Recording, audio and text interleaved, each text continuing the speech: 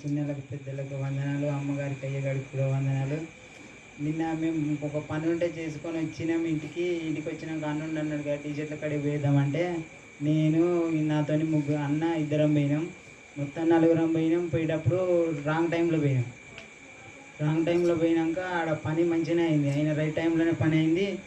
ఇంటికి వస్తా అంటే మన మామూలు క్యాంపు దాటినాక కొంచెం ఎందుకో భయం అయింది నాకు.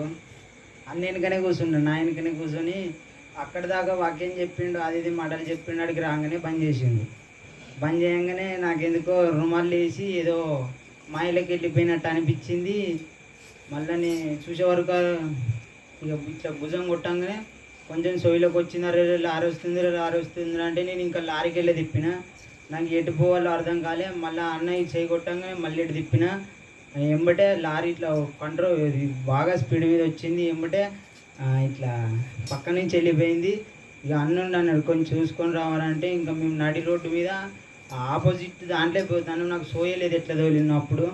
అక్కడ దాకా ఆడేమో స్పిరిట్ అన్న చెప్పిండు. అన్న నాకు ఇట్లా అయిందని అంటే నీకు స్పిరిట్ వచ్చి